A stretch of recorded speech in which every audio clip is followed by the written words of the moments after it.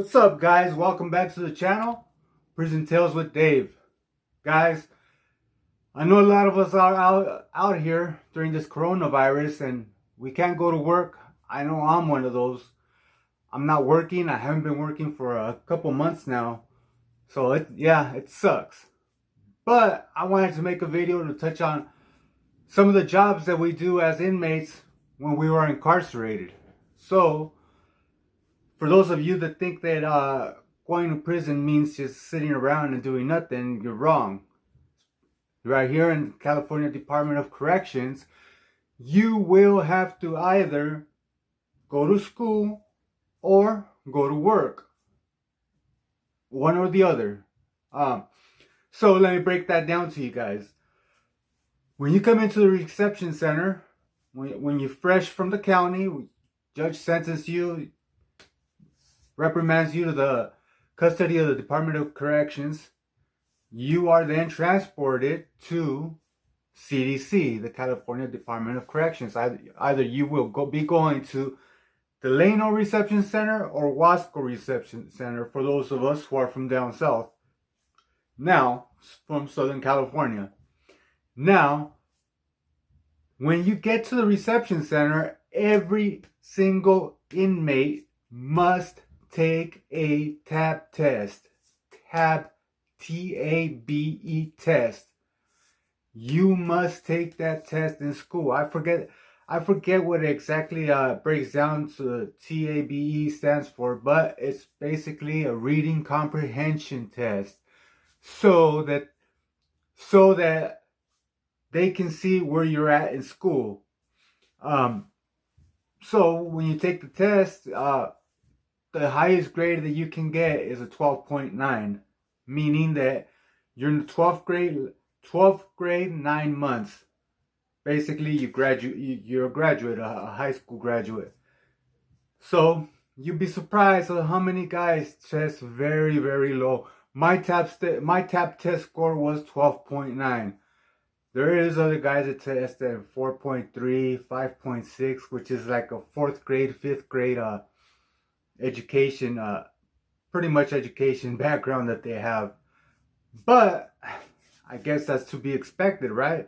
So once you take that test, that determines what's going to happen with you once you get to where you're going. Once you get to the prison that you're going to and you come off quarantine, they keep you in quarantine for about 2 weeks until you see committee. Once you see committee, they go by that TAB test score. So like I said, my TAB test score was 12.9, so they said education, no. He maxed out his TAB test score, so let's put him to work. And as you can already see, if your TAB test score is lower, I believe, than a 9, I think the TAB test score minimum is 9.1, I believe. If it's lower than 9.1, then you have to go to school. If it's higher than 9.1, you go to work.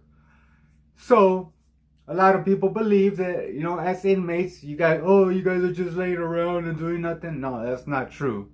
If you go to a prison that's programming, especially a good prison that's programming, you will not just be in your cell. Your ass will either be working or your ass will either be going to school.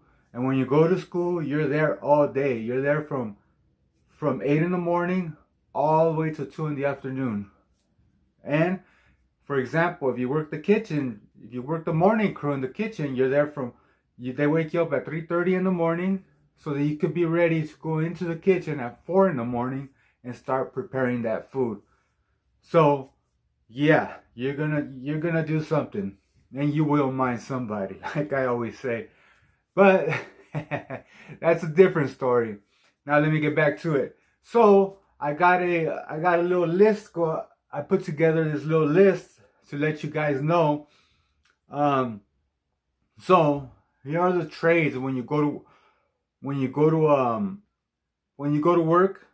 You can either get jobs in the facilities department, in the food service, education department, recreation department, commissary department, laundry services, compound department, or safety department. So I'm gonna break those down for you, starting with safety department. So there's a lot of lieutenants and sergeants. There's always a sergeant's office and a lieutenant's office on the yard. And, you know, all the paperwork that needs to be done by these lieutenants and these sergeants are not done by lieutenants and sergeants. They're done by inmates. Yes, you heard that right. They have on their staff an inmate behind either a computer. Back before when I first started doing time, they still had typewriters. So all the 115s, all the write-ups are all done by inmates. Inmates type all those write-ups. All those 115, a CDC 115 is a write-up. Every single one of those write-ups is typed up by an inmate. Always. There's no other way. You're never going to see a sergeant or a lieutenant typing up anything on their own. They always give that paperwork over to an inmate, and an inmate types everything up. So that's the safety department.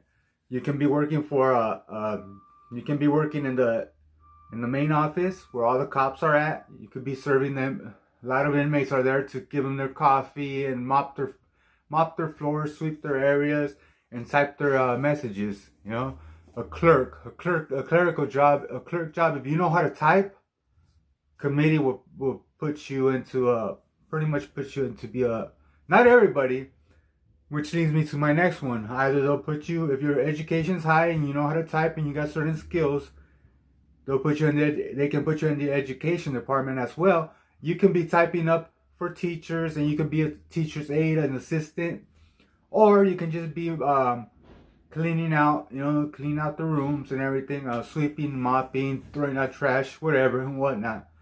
The recreation department, that is, inmates are in charge with the equipment, with the basketballs. If there's softball on the yard, they're in charge of taking care of all the bats and all the balls, all the gloves, soccer balls, like I said, basketballs. If there's a punchy bang on the yard, they're in charge of checking out that equipment to the inmates, and they're in charge of picking up all that equipment, and they're also in charge of taking care of the yard. Commissary department, that's self-explanatory. That's pretty much the best job that you can have.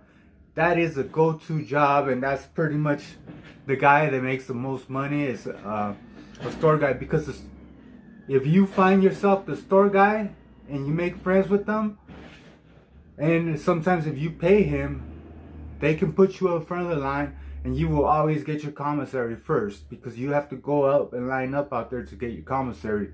So that's a big deal. Laundry services, it's another one. They put you in the laundry service to wash clothes, wash all the sheets, do all of that stuff. And that's another lucrative lucrative career in CDC, because the laundry, you always gonna have yourself the laundry man in your back pocket, you know, so your gear's always all nice and fresh, you know, like we always like to say. They'll crease your clothes. Because they got access to all the irons, all the presses, and they can press your clothes and all that. Just like a dry cleaning service. Let me see, the food services. That's the kitchen. Working in the kitchen. A lot of guys like it. Guys that don't have money, that don't have people sending them money in, that aren't taken care of by their people, whether be it their wife, their families, their siblings, their mom, their dad, whatever.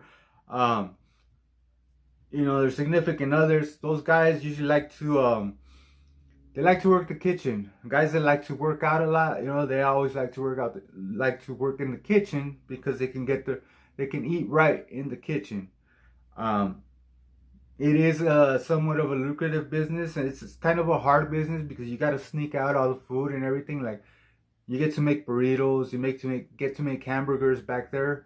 But you have to sneak them out in order to be able to sell them on the yard. So a good kitchen worker will make a good money.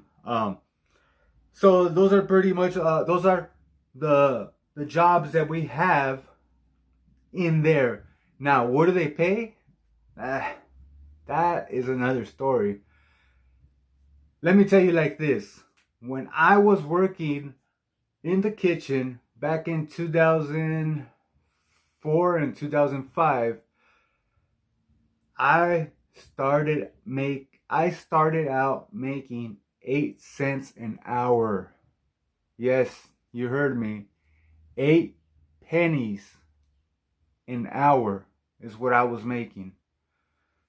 That was my first pay job that I was having. Now, as I was there longer, the longer you're there, you get little bumps, a 4 cent bump. So I went from making 8 cents to making 12, and so on and so forth. I left when I pro'd. I was making 32 or 30 36. I forgot. I think 32 or 36 cents an hour is what I was making, and that used to give me about 30 something dollars a month. They don't pay you by the week there. They pay you at the month.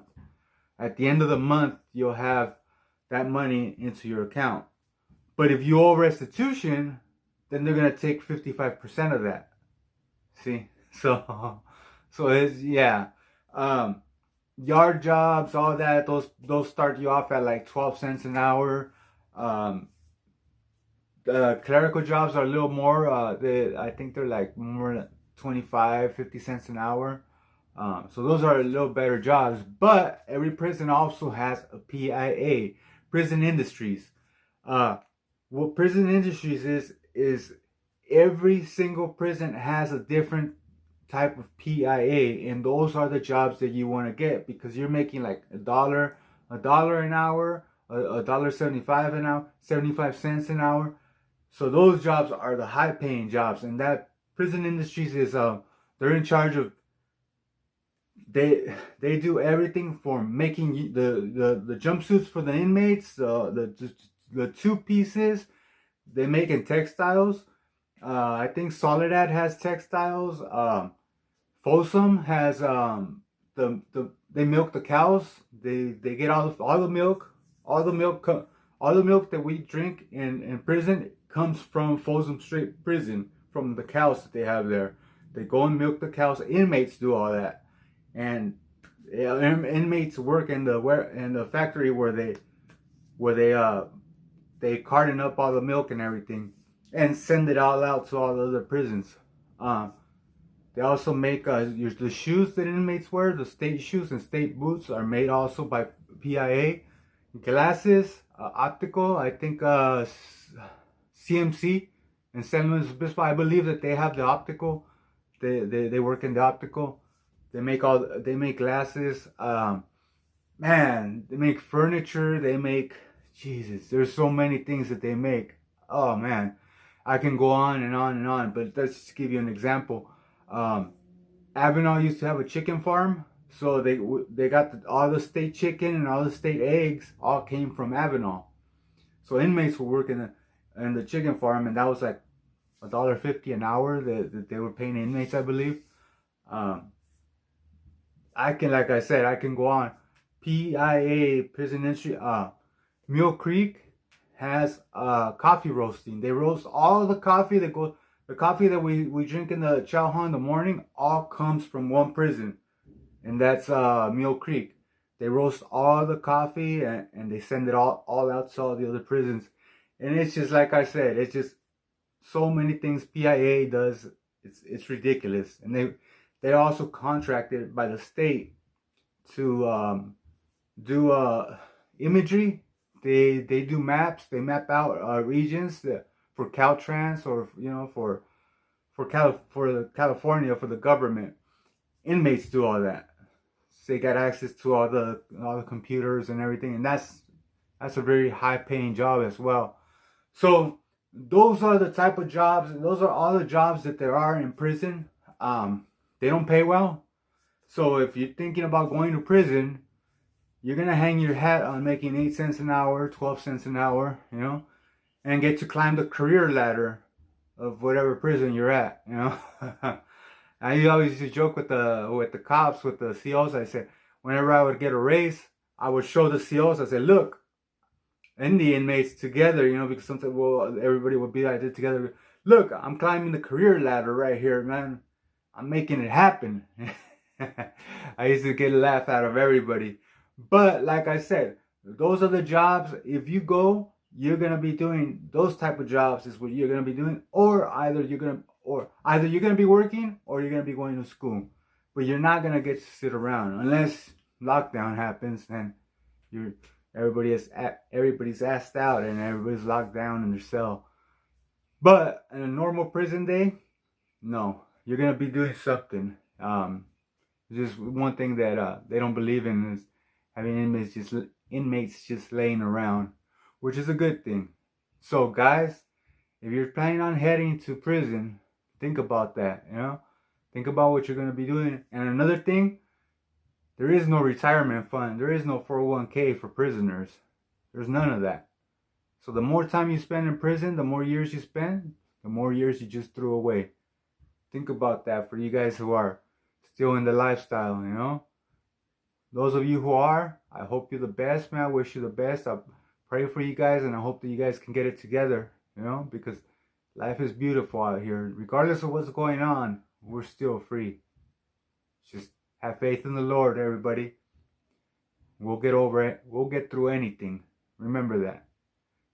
With that, if you guys enjoyed this video, please leave a comment. Please like and subscribe. With that, I'm David. I'm out. Much love.